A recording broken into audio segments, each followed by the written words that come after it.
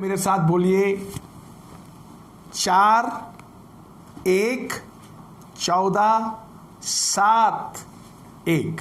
ये नया नियम है, 27 पुस्तक है। 4 1 14 7 1। जैसे 4 पुस्तक जो है सुसमाचार के नाम से हम जानते हैं, मत्ती, मरकुस, लूका, यूहन्ना। मत्ती ने यीशु मसीह के बारे में राजाओं का राजा दर्शाने के लिए लिखा है। मरकुस ने यीशु मसीह को एक अच्छा सेवक दिखाने के लिए लिखा है।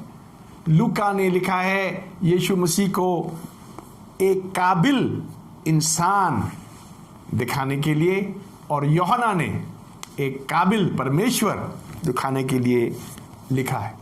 ये 4 सुसमाचार। उसके बाद प्रेरितों की पुस्तक आता है 4 के बाद 1। वो 1 जो है कलीसिया की इतिहास है। पवित्र आत्मा पाने के बाद कलीसिया क्या क्या किया वहाँ हम देख सकता है प्रेरितों की पुस्तक में। 1 से शुरू हुआ, कलीसिया में पहली बार चेलों ने इकट्ठा हुआ, यीशु मसीह के जी उठने के बाद इकट्ठा हुआ और अपर रूम में प्रार्थना किया।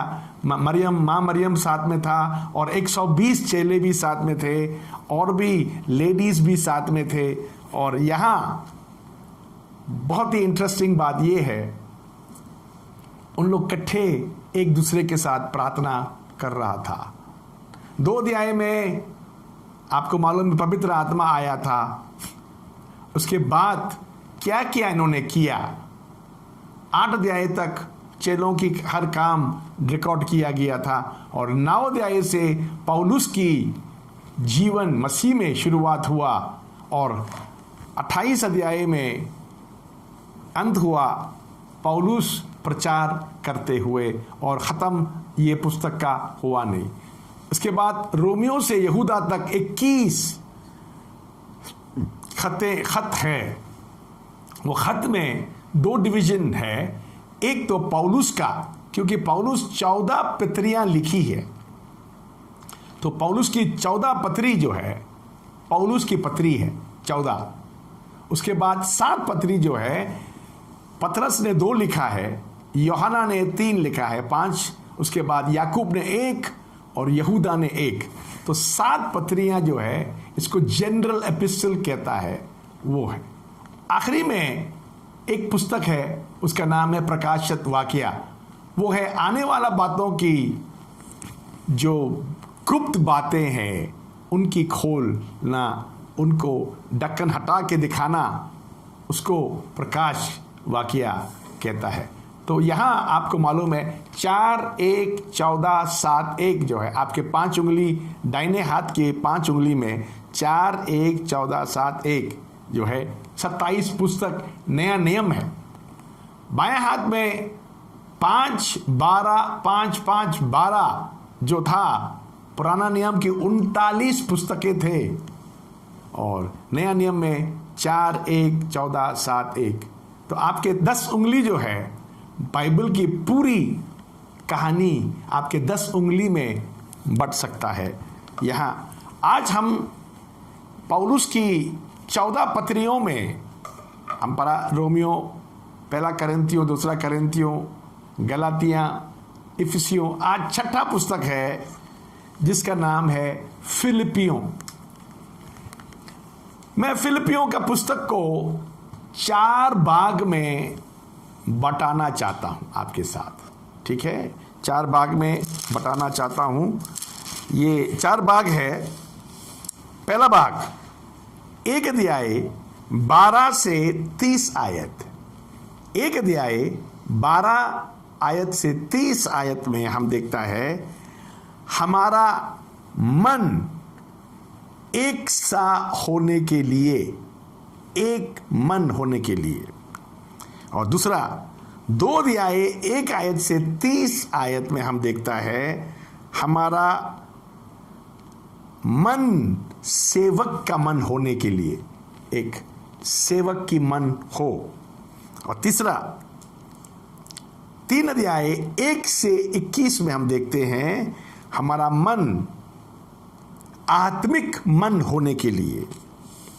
और चौथा हम देखते हैं चौथा 4 अध्याय 1 से 19 में हमारा मन एक सुरक्षित मन होने के लिए, तो हम अंग्रेजी में बोलता है having a single mind, having a servant mind, having a spiritual mind and having a secure mind.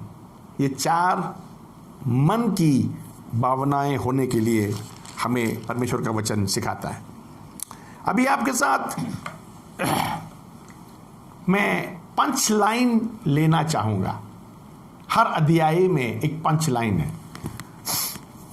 ये पंच लाइन क्या है?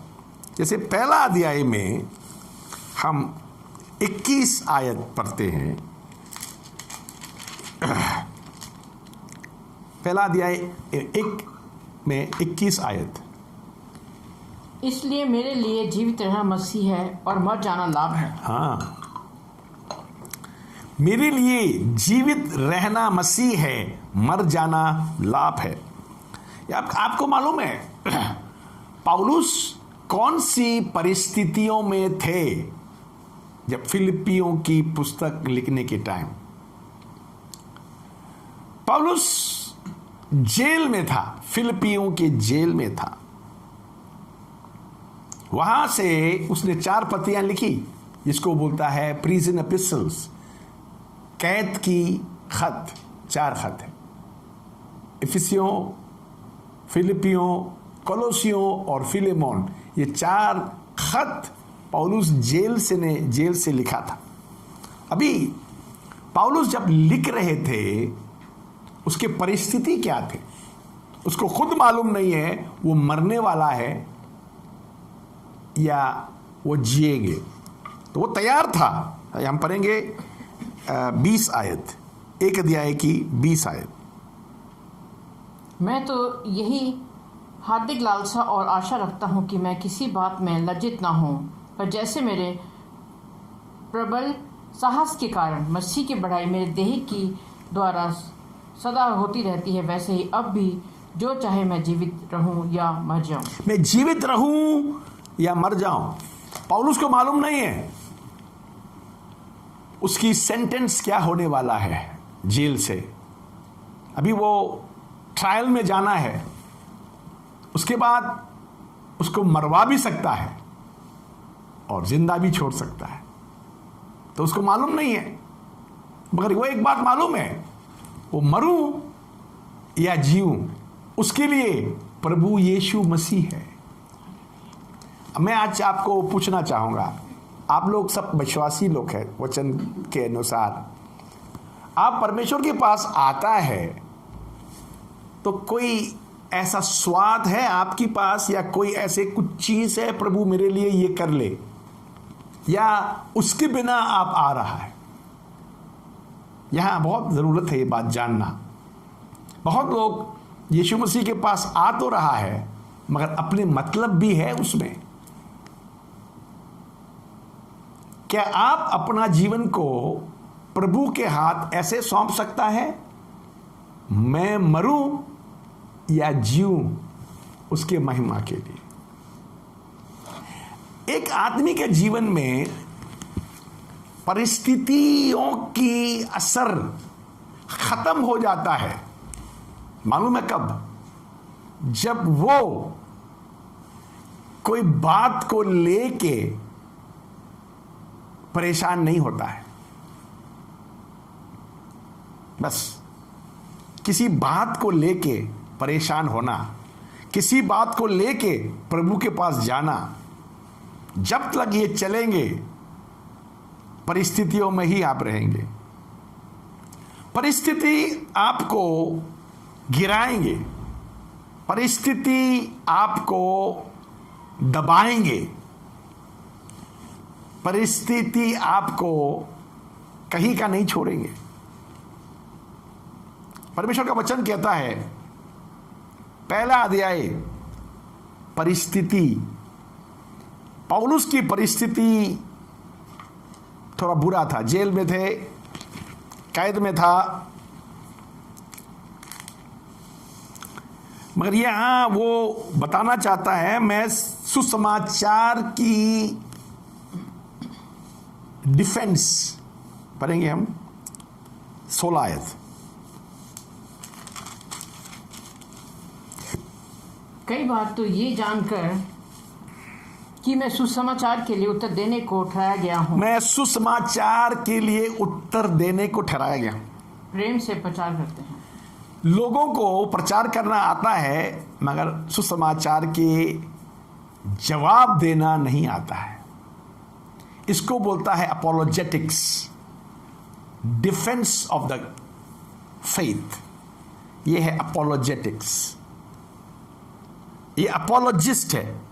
मेरे ख्याल में पौलुस पहला अपोलोजिस्ट है जो यीशु मसीह के बारे में जब लोग उल्टा सवाल करता है तो सही जवाब देने का पहला अपोलोजिस्ट है। अभी पौलुस के वातावरण, उसके सर्कमस्टेंसेस, उसके परिस्थिति जो है उसके फेवर में नहीं है। आज़ादी नहीं है, जेल में था, ज़रूरतें हैं तो कहाँ से मिलेगा, ये सब बातों में उसने प्रभु को भरोसा किया।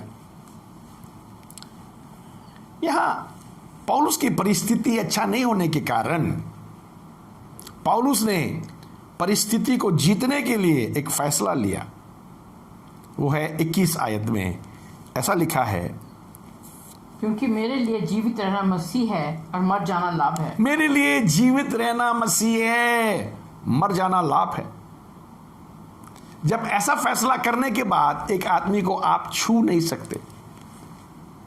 किसी आदमी के जीवन में ये फैसला है तो कोई आप उनको छू नहीं सकते। क्यों?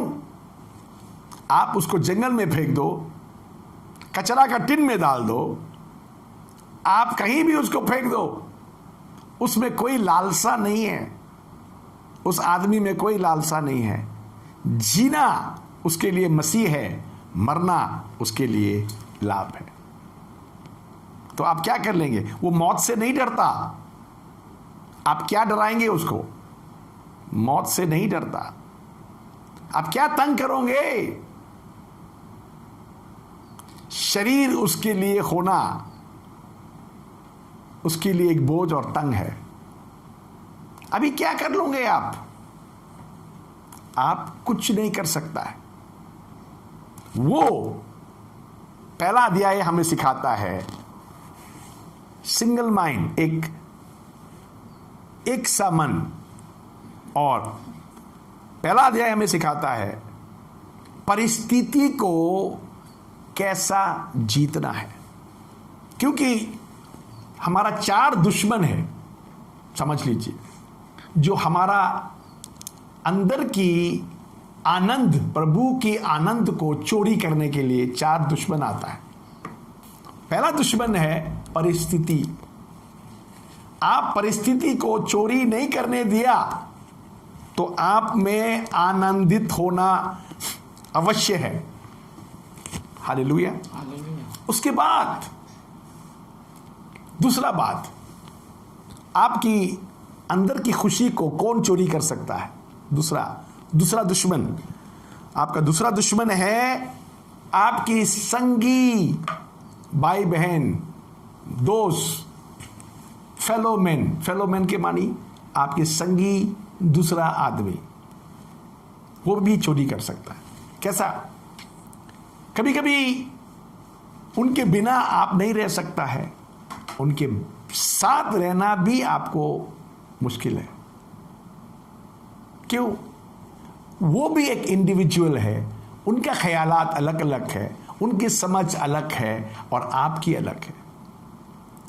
कभी कभी वो लोग समझ में नहीं आएंगे तो आपको क्रिटिसाइज करेंगे। पढ़ेंगे रोमियो की 14 का 13, रोमियो की 14 अध्याय की 13 आयत।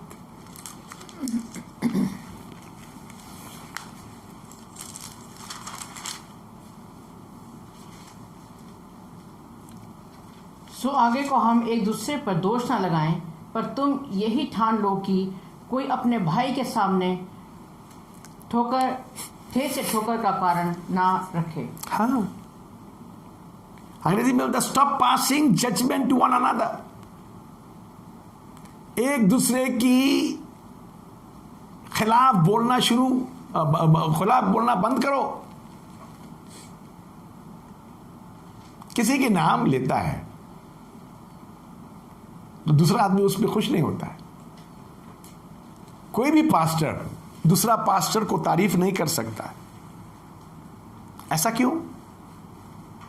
ऐसा क्यों?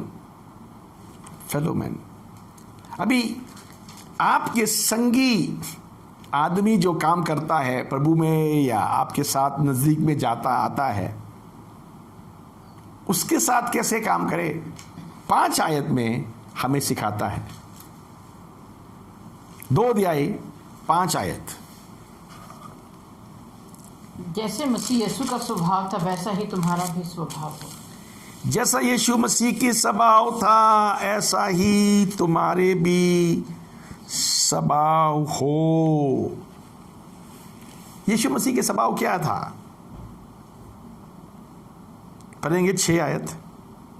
जिसने परमेश्वर के स्वरूप में होकर भी परमेश्वर के तुल्य होने को अपने वश में रखने की वस्तु न समझा, वरन अपने आप को ऐसा शून्य कर दिया कि दास का स्वरूप धारण किया और मनुष्य की समानता में हो गया। परमेश्वर के तुल्य में होते हुए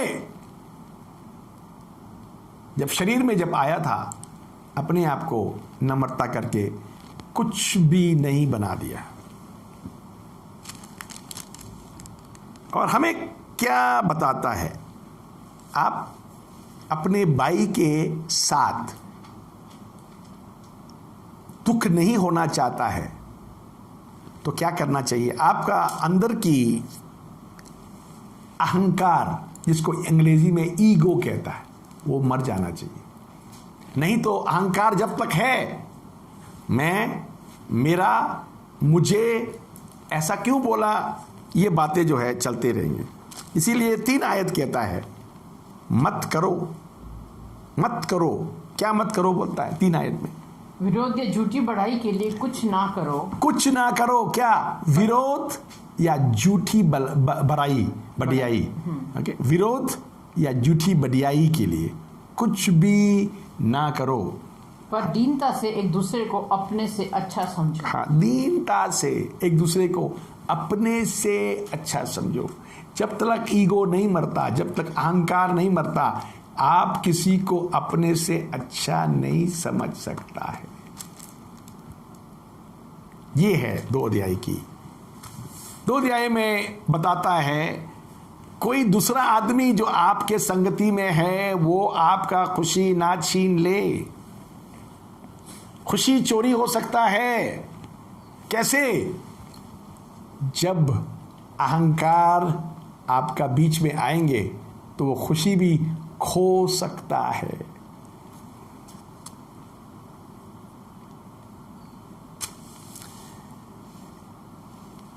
और 14 आयत पढ़ेंगे, 2 अध्याय की 14 आयत। सब काम बिना कुड़कुड़ाए और बिना विवाद के क्या करो। सब काम बिना कुरकुराए और बिना विवाद का किया करो। कुरकुराए, बिना कुरकुराए, मुंह से बक बक बक बक बक बक करते नहीं करो।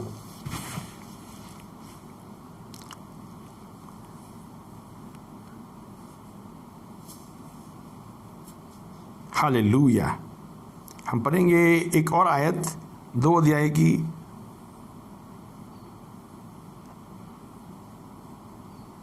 19 आयत। मुझे प्रभु में आशा है कि मैं तीमुथियुस को तुम्हारे पास तुरंत भेजूंगा ताकि तुम्हारी दशा सुनकर मुझे शांति मिले। देखिए, पौलुस कभी भी नहीं बोलता मैं उसको भेजने वाला हूं तुम्हारे पास, मैं इसको तुम्हारे पास भेज दूंगा। ऐसा कुछ अरंगिया नहीं मारते। वो अरंगिया बोलते हैं, हाँ? नहीं मारते। वो क्या बोला उसने ये बोला मैं आशा है, प्रभु में आशा है तिमोथी को तुम्हारे पास भेजने के लिए। इतना बड़ा प्रेरित, इतना हम्बल बात कर रहा है। प्रभु में आशा है। बाइबल में लिखा है, याकूब के पुस्तक में लिखा है, अपने आप घमंडी होके ये मत बोलो मैं कल ये करूँगा, परसों वो करूँगा।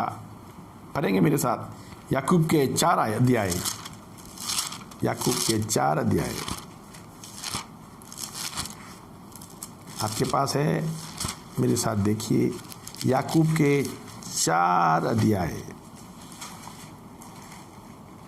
13 से हम पढ़ेंगे 14। तुम जो ये कहते हो कि आज या कल हम किसी और नगर में जाकर वहाँ 1 वर्ष बिताएंगे और व्यापार करके लाभ उठाएंगे, और ये नहीं जानते कि कल क्या होगा। सुन तो लो, तुम्हारा जीवन है ही क्या? तुम तो मानो भाप समान हो जो थोड़ी देर दिखाई देती है फिर लुप्त हो जाती है। प्लानिंग करना, हाँ जी, प्लानिंग करना। अब कोरोना के कारण पूरा दुनिया बंद है ना, आप अपने घर से बाहर खुल के जा सकता है ना, कोई प्लेन चलता है ना बस चलता है ना हाईवे पे गाड़ियां चलते हैं, बॉर्डर सब सील्ड है। बताइए क्या प्लानिंग करेंगे आप उस शहर में जाने के लिए, इस शहर में जाने के लिए, वहां रहने के लिए? कुछ भी नहीं कर सकता है। बाइबल कहता है आप घमंड होकर के अपनी प्लान मत बनाओ, प्रभु को बनाने दे। और बहुत बार हमको चोट लगता है। हमें चोट लगने की वजह क्या है मालूम है? हमें चोट लगने की वजह ये है, हम अपनी प्लान्स करने के बाद कामयाब नहीं होता है तो निराशा हो जाता है। ये बात है।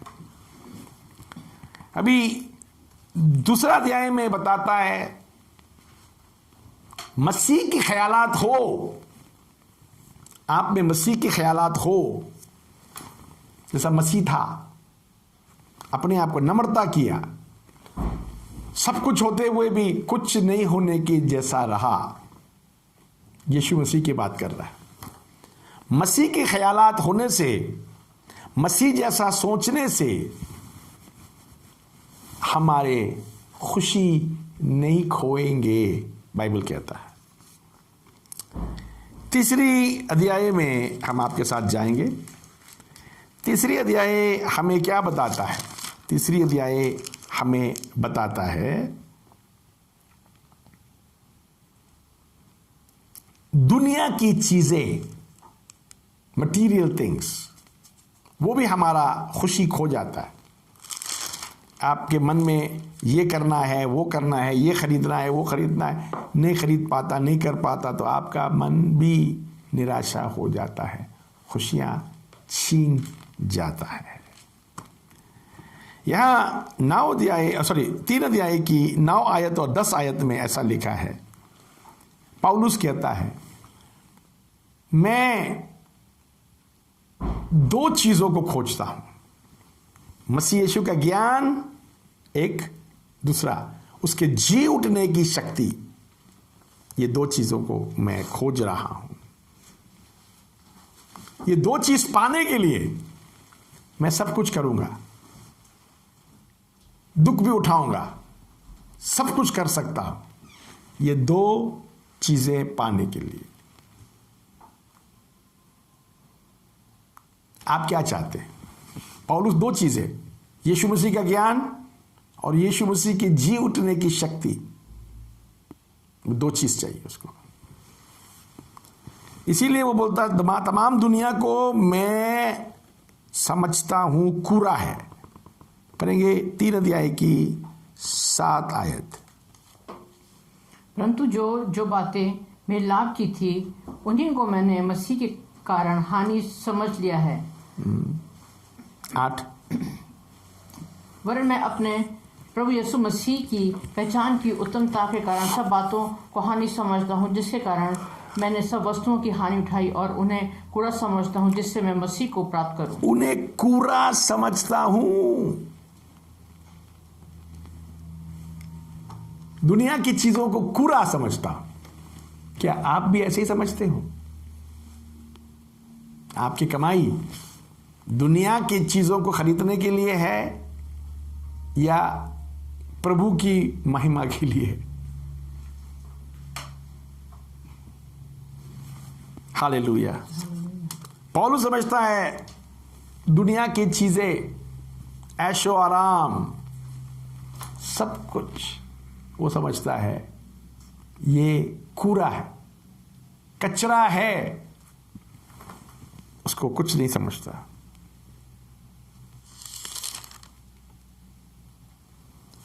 यहां 3 अध्याय के 15 आयत पढ़ेंगे। सो हम में से जितने सिद्ध हैं ये विचार रखें, यदि किसी बात में तुम्हारा और ये विचार हो तो परमेश्वर उससे भी तुम पर प्रकट कर देगा। हालेलुया। बहुत अच्छा लगा मुझे।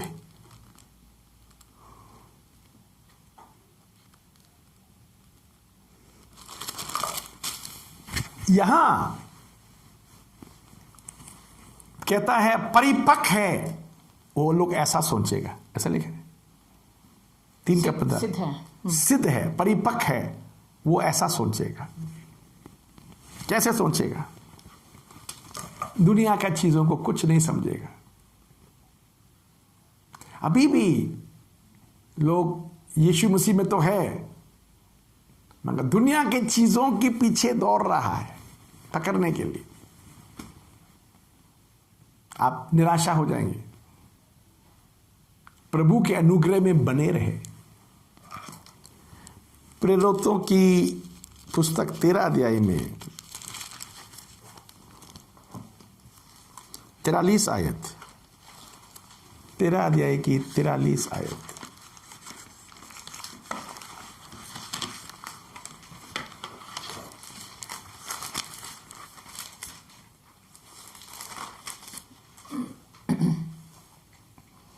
और जब सभा उठ गई तो यहूदियों और यहूदी मत में आए हुए भक्तों में से बहुतेरे पौलुस और बरनबास के पीछे हो लिए और उन्होंने उनसे बातें करके समझाया कि परमेश्वर के अनुग्रह में बने रहो।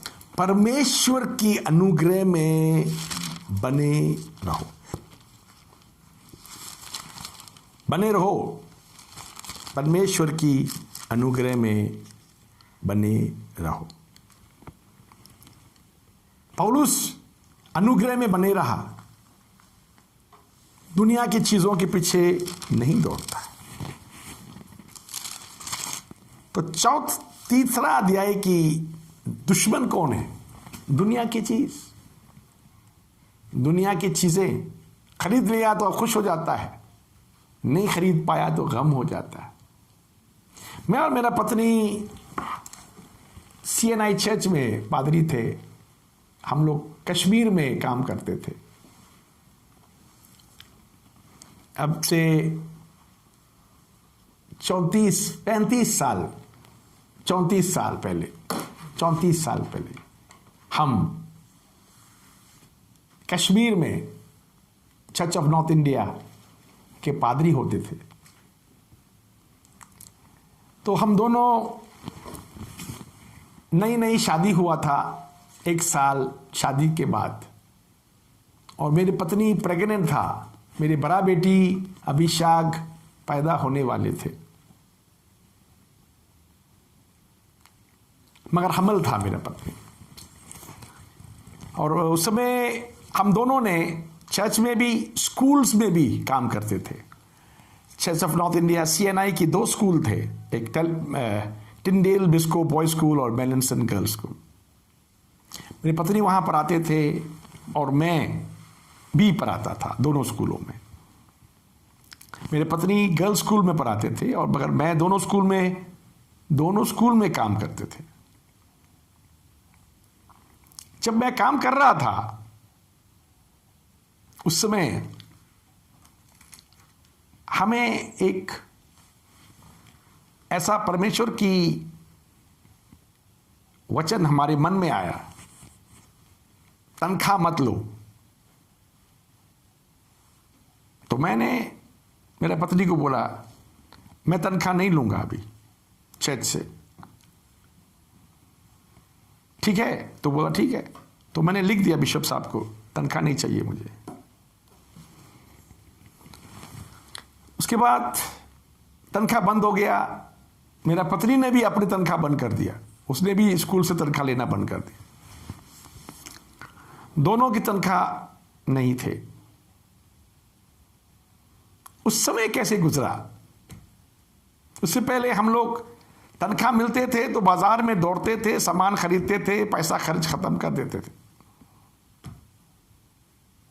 अब हाथ में पैसा है ही नहीं, तनख्वाह ही नहीं, तो कैसे जिंदगी गुजारेंगे? तो बाइबल कहता है धर्मी विश्वास में जीवित रहेगा। बस उस पर छोड़ दिया। एक दिन मैंने पत्नी को बोला, बाइबल पढ़ रहे थे, मुझे एक मन में एक बात आया, तो पत्नी को बोला चलो हम बाजार चलते हैं। पत्नी ने कहा क्यों? मैं बोला वहां जाके बताऊंगा। जब वहां पहुंचा तो मेरे पत्नी को एक अच्छा ड्रेस देखा हुआ। उसने बोला ये ड्रेस बहुत खूबसूरत है। मैंने बोला हाँ ये तुम्हारा ही है। तो बोला कैसे? मैंने बोला बाइबल कहता है सब कुछ परमेश्वर का है, हजारों पहाड़ों का जानवर परमेश्वर का है, सब कुछ दुनिया परमेश्वर का है, ये बैंक परमेश्वर का है, ये दुकान परमेश्वर का है, सब कुछ परमेश्वर का है। और तुम कौन है? तुम परमेश्वर का बेटी है? बोलता हाँ। तब ये तुम्हारा ही है क्योंकि। तो बोलता इसमें क्या होगा? मैंने बोला इसमें क्या होगा समझ में नहीं आया? बोलता नहीं आया, मैं बताता हूं। क्या तुम अपने खुद के चीजों को खरीदते हो? बोलता नहीं खरीदते हो।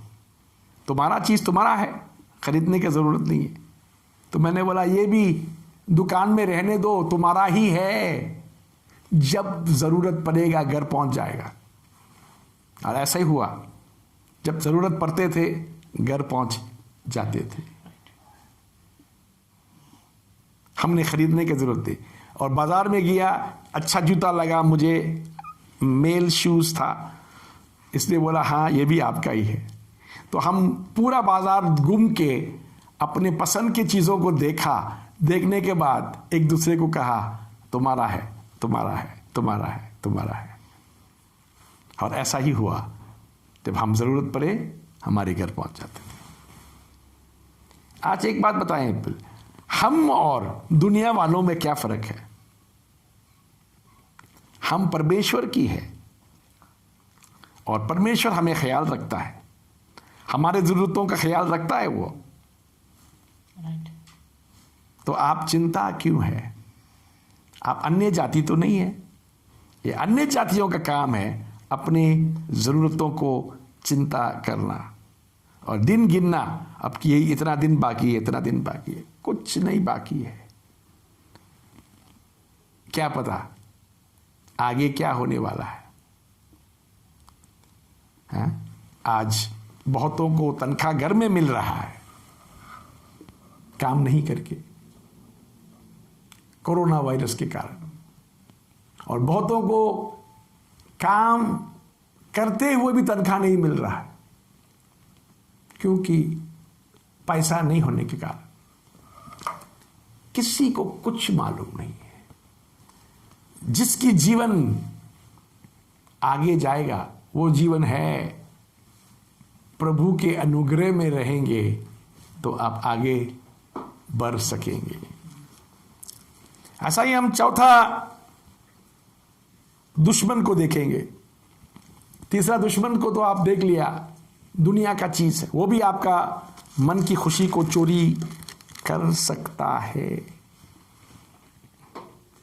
चौथा दुश्मन जो है चिंता, मन की चिंता। 4 आयत से 8 आयत में हम देखता है चिंता। हम पढ़ेंगे फिलिपियों की 4 अध्याय 4 से 8। प्रभु में सदा आनंदित रहो। मैं फिर कहता हूँ कि प्रभु में सदा आनंदित रहो।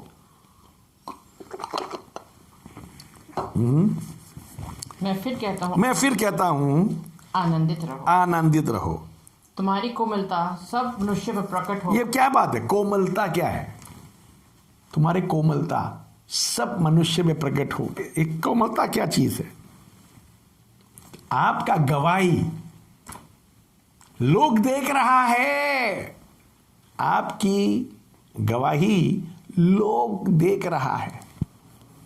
आप प्रभु का है और चिंता इतना करें, लोग कहेंगे ये इनके प्रभु के तारीफ तो बहुत बौछाया है, मगर ये लोग भरोसा नहीं करते। आपकी कोमलता के मानी है आपके टेस्टिमनी, आपकी गवाही लोग देख रहा है। फिर पढ़ेंगे 5 आयत। तुम्हारी कोमलता सब मनुष्यों पर प्रकट हो। प्रभु निकट है। हाँ, प्रभु नजदीक आ गया है। प्रभु बहुत नजदीक है। यहां आगे 6, किसी भी बात की चिंता मत करो। किसी बात की चिंता मत करो, परंतु हर एक बात में तुम्हारे निवेदन प्रार्थना और विनती, निवेदन, प्रार्थना, विनती एक दूसरों के लिए मांगता है, एक परमेश्वर की संगति में होता है और एक अपने लिए प्रभु से खोजता है। निवेदन, प्रार्थना और विनती। निवेदन हम अपने लिए प्रभु से पूछता है। प्रार्थना परमेश्वर के साथ रिश्ता रखने के लिए है और विनती लोगों के लिए करता है। हम आगे पढ़ें। धन्यवाद के साथ परमेश्वर के सम्मुख उपस्थित किए जाए। धन्यवाद के साथ परमेश्वर के सम्मुख उपस्थित किया जाए। तब परमेश्वर की शांति जो समझ से बिल्कुल परे है तुम्हारे हृदय और तुम्हारे विचारों को यीशु मसीह में सुरक्षित रखेगी। परमेश्वर की शांति आपके हृदय में, आपके मन में, आपके दिमाग में होगा। इसीलिए 8 आयत कहता है अच्छे बातों को सोचो, बुरी बातों को मत सोचो। देखिए निदान है भाइयों, जो बातें सत्य हैं और जो बातें आदरणीय हैं और जो बातें उचित हैं और जो बातें पवित्र हैं और जो बातें सुहावनी हैं और जो बातें मन भावनी हैं, निदान जो सद्गुण और प्रशंसा की बातें हैं उन्हीं पर ध्यान लगाया करो। यह बोलता है किस बातों को ध्यान लगाना चाहिए, किस बातों को ध्यान नहीं लगाना चाहिए। ध्यान लगाओ अच्छे बातों में, अच्छे विचारों में, अच्छे ख्यालों में, बुरी बातों में नहीं, समस्या को नहीं। परमेश्वर चाहता है चिंता, चौथा दुश्मन, वो भी आपका खुशियां चोरी कर सकता है। तो ये 4 बातों में अपने आप को आप सुरक्षित कर लीजिए। और मैं आपके साथ 1-2 चीजें देखना चाहता हूं। फिलिपियों का पुस्तक में 4 अध्याय हैं, 104 आयतें भी हैं। 104 आयतें हैं 4 अध्यायों में। अभी 4 अध्यायों की बातों को देख के हम वहां जीवन के बारे में क्या क्या लिखा है हर 4 अध्यायों में। पहला अध्याय जीवन की मकसद, 21 आयत। क्योंकि मेरे लिए जीवित रहना मसीह है और मर जाना लाभ है। या जीवन के मकसद आदमी को पता चल जाता है तो आप कुछ भी कर लो उस आदमी को, वो वहीं रहेगा, हटेगा नहीं। दूसरी बात 2 अध्याय की 5 आयत। जैसा मसीह यीशु का स्वभाव था वैसा ही तुम्हारा भी स्वभाव। जीवन में एक पैटर्न होता है, एक चाल चलन की तरीका होता है। वो बोलता मसीह यीशु का चाल चलो, हो गया। तीसरा अध्याय जीवन की एक इनाम, एक प्राइज, क्या है वो इनाम? 14 है, 3 का 14। निशाने की ओर दौड़ा चला जाता हूँ ताकि वो इनाम पाऊँ जिसके लिए परमेश्वर ने मुझे मसीह यीशु में ऊपर बुलाया है। वो इनाम को आगे रख के आप दौड़ो, पीछे रख के नहीं, आगे रख के दौड़ो। इनाम को देखो, उसकी तरफ दौड़ो, आपको इनाम मिलेगा, जीवन की इनाम। चौथा, जीवन की सामर्थ 4 का 13 अध्याय, 4 अध्याय की 13 आयत में, जो मुझे सामर्थ देता है उसी में मैं सब कुछ कर सकता हूँ। सामर्थ परमेश्वर से आता है और हम सब कुछ कर सकता है। फिलिपियों की पुस्तक हमें ये बातें सिखाता है। 4 दुश्मन है हमारा खुशियां चोरी करने वाला। क्या क्या है? पहला परिस्थिति, दूसरा हमारे साथी, तीसरा दुनिया के चीजें, चौथा चिंता। ये 4 चीजें हमारा खुशियां चोरी करके ले जा सकता है। क्यों आप नहीं रोकेंगे? रोकिए, उनको रोकिए और प्रभु में आनंदित होइए, उस आनंद में बने रहे, प्रभु की मर्जी करने के लिए तैयार रहिए। अपना खुद का प्लान मत बनाइए, क्योंकि नीति वचन 3 अध्याय की 5 आयत में यूं लिखा है। पढ़िएगा मेरे साथ, खोलिएगा नीति वचन 3